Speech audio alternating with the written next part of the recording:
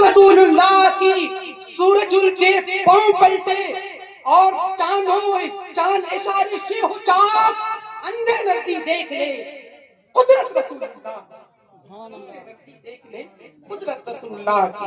ایک وقت ایسا آیا کہ ایک بدبخت اٹھا اور کہا کہ رسول مر کے مٹی میں مل گئے. نعوذ باللہ. ایک بدبخت نے یہ دعویٰ کیا کہ رسول مر کر مٹی میں مل گئے. میرے سرکار سیدی اعلیٰ حضرت اپنے چاہنے والوں کو اپنے ماننے والوں کو یہ عقیدہ دیا. کیا شان ہے, کیا انداز ہے. عقیدہ دیا تو زندہ ہے اللہ, تو زندہ ہے اللہ, میری چشم عالم سے چھپ جانے والا. ایک شخص اٹھا اور کہا رسول سے مانگنا شرک ہے, رسول سے مانگنا شرک ہے.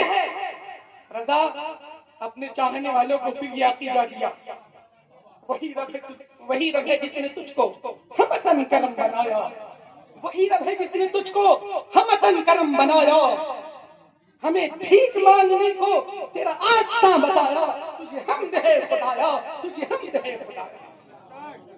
ہمارا امام ہمارے عقیدے کی سلامتی کے لیے ہماری رہنمائی کرتا ہے. ہمارے امام ترجمہ کرتے ہیں کہ زمانے رسول کی قسم, بے شک انسان خسارے میں ہے, لیکن اگر ہم زمانے پر طائرانہ نظر ڈالتے ہیں تو قرآن کا دعویٰ ہے کہ انسان خسارے میں ہے, انسان نقصان میں ہے, لیکن دیکھتے ہیں کہ وہی انسان ترقیوں کے منازل کو طے کر رہا ہے, وہی انسان بلڈنگوں سے کھیل رہا ہے, وہی انسان جس کے بارے میں قرآن یہ دعویٰ کر رہا ہے کہ وہ خسارے میں ہے, پانی میں مچھلیوں کی طرح تیراکی کرتا نظر آ رہا ہے, ہواؤں میں پرندوں کی طرح اڑتا ہوا نظر آ رہا ہے, وہی انسان جس کے بارے میں قرآن یہ دعویٰ کر رہا ہے کہ بے شک انسان خسارے میں ہے, وہ ترقی پذیر بھی ہے, ترقی یافتہ بھی ہے. لیکن قرآن کا یہ دعویٰ کہ بے شک انسان خسارے میں ہے, جب امام راضی نے قرآن کی اس آیت کو پڑھا, انہیں تفسیر سمجھ میں نہ آئی, بات سمجھ میں نہ آئی. ایک طرف قرآن پر ہمارا ایمان, ایک طرف قرآن پر ہمارا ایقان, ایک طرف قرآن کی سچائی کو ہم مانتے ہیں, صداقت کو ہم مانتے ہیں, قرآن کے اس دعوے کو ہم تسلیم کر رہے ہیں, لیکن سمجھ نہیں پا رہے ہیں.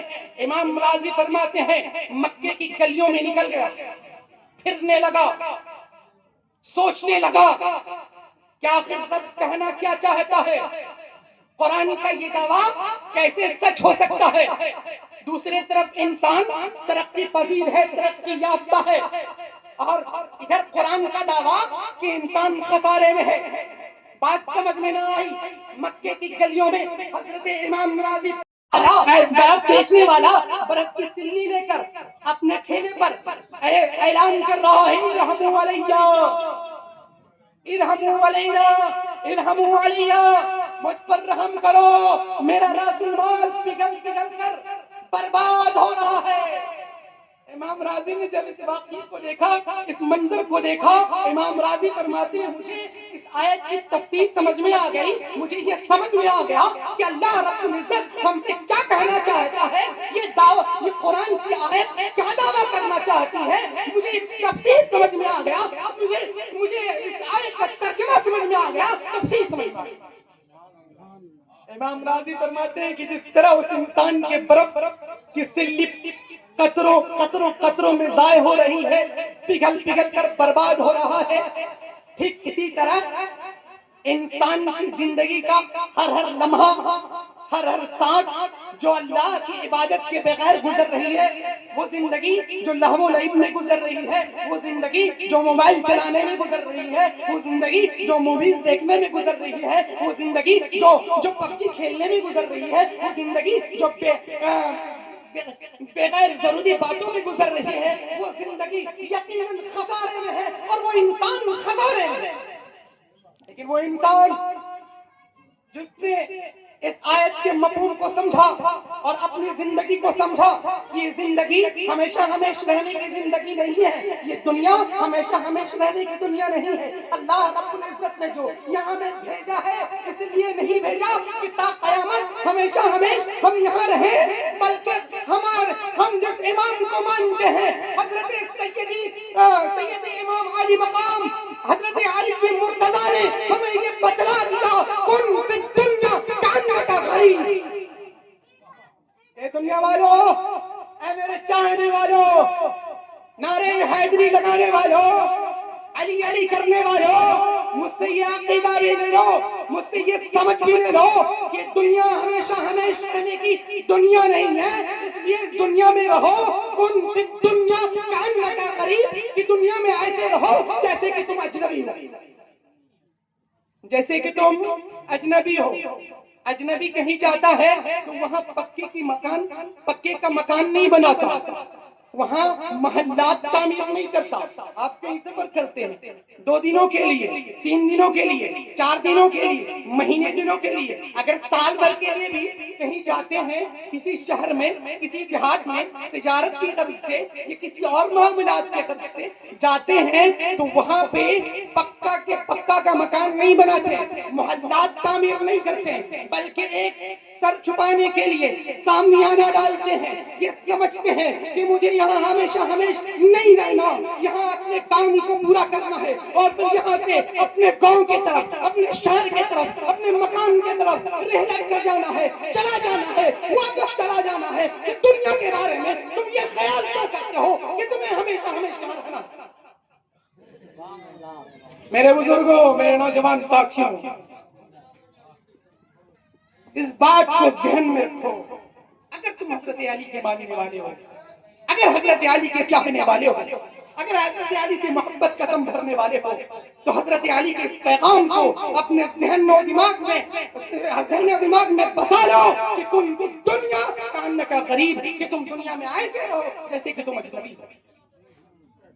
اور اجنبی کو اپنے کام سے کام ہوتا ہے، اپنے کام سے کام ہوتا ہے، جس شہر میں جاتا ہے اس شہر کا ہو کر نہیں رہ جاتا، جس گاؤں میں ہوتا ہے جاتا ہے اس گاؤں کا ہو کر نہیں رہ جاتا، وہاں کی ثقافتیں، وہاں کی تہذیبوں کو قبول نہیں کرتا۔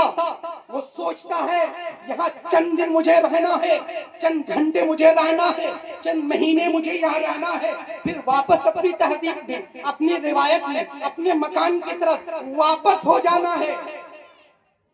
آپ کو بھی اس مثال سے سبق لینا ہے کہ دنیا میں ایسے رہنا ہے کہ دنیا آپ کی اپنی جگہ نہیں، آپ کو کہیں اور ہمیشہ رہنا ہے۔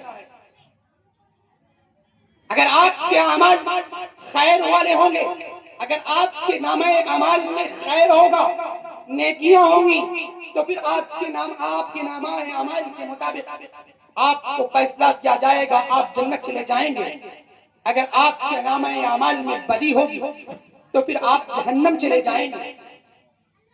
ہمیشہ رہنے کی جگہ دو ہی جگہ ہے خالدون، آپ جہاں پر ہمیشہ رہیں گے وہ دو ہی جگہ، چاہے وہ جنت چاہے جہنم۔ اور اس دنیا میں جو آپ کو بھیجا گیا یہ امتحان گاہ ہے، اسی لیے رسول اللہ صلی اللہ علیہ وسلم نے یہ ارشاد فرما دیا کہ دنیا سجن المومنین و جنت الکافرین، کہ دنیا مومنوں کے لیے قید خانہ ہے، اس کے لیے حدود و قیود ہیں، شریعت کی پابندیاں ہیں۔ ابھی میرے بڑے بھائی مفتی عفان صاحب نے آپ کو حدود قیود بتایا، شریعت بتائی، عقائد بتایا۔ یہ آپ کے حدود و قیود ہیں اس دنیا میں رہنے کے۔ اگر آپ اس حدود و قیود کے مطابق اپنی زندگی گزارتے ہیں، اس دنیا میں ایسے رہتے ہیں جس طرح رسول اللہ نے آپ کو بتایا ہے، جس طرح اصحابہ کرام نے چل کر آپ کو بتایا ہے کہ دنیا میں ایسے رہو، کھانا کھاؤ تو ایسے کھاؤ، پانی پیو تو ایسے پیو، زندگی گزارو تو ایسے گزارو۔ اگر آپ زندگی اصحابہ کرام کے بتائے ہوئے طریقوں کے مطابق اگر گزارتے ہیں تو دنیا سے جانے کے بعد جنت آپ کی ہے۔ پھر آپ کا یہ دعویٰ کہ ہم رسول اللہ کے، جنت رسول اللہ کی، صحیح ہوگا، لیکن صرف آپ یہ کہیں ہم رسول اللہ کے، جنت رسول اللہ کے، اور آپ کے نامہ اعمال میں سنت کچھ بھی نہیں، اتباع رسول کچھ بھی نہیں، اتباع صحابہ کچھ بھی نہیں، تو صرف دعووں سے کچھ نہیں. یہ لمحے فکریہ ہے، دنیا میں گم نہ ہو جائیں. دنیا کن حبیبا حسنہا والطیبا لیکنہا غدارا خداۃ الغرارا. دنیا بہت دھوکے کی چیز ہے، اس کے چمک دمک میں نہ آنا، اس کی رعنائیوں میں نہ کھونا. یہ دنیا اس کی رعنائیوں میں کھو کر جہاں تمہیں ہمیشہ ہمیشہ جانا ہے، اس دنیا کو نہ بھول جانا، اس جنت کو نہ بھول جانا. اس لیے آپ کبھی کبھی سوچیں، لمحے فکری آئی ہے آپ کے لیے کہ آپ رسول اللہ کے بتائے ہوئے دین کے مطابق چلنے والے ہیں یا نہیں ہیں، من آتانی میں سے ہیں یا الا من ابا میں سے ہیں. آپ اب اس بات کو سوچیں، سوچ کر جس نے سوچ لیا، جس نے اپنی زندگی کو سوچ لیا، جس نے اپنے بارے میں سوچ لیا، جس نے اپنے آخرت کے بارے میں سوچ لیا، وہ کامیاب ہو کامیاب ہو. اللہ رب العزت ہم تمام کو صراط المستقیم پر چلنے کی توفیق عطا فرمائے. علامہ اقبال کہتے ہیں کہ عمل سے زندگی بنتی ہے، جنت بھی جہنم بھی، یہ خاکی اپنی فطرت میں نہ نوری ہے نہ ناری. تو آخر دعوانا الحمدللہ رب العالمین.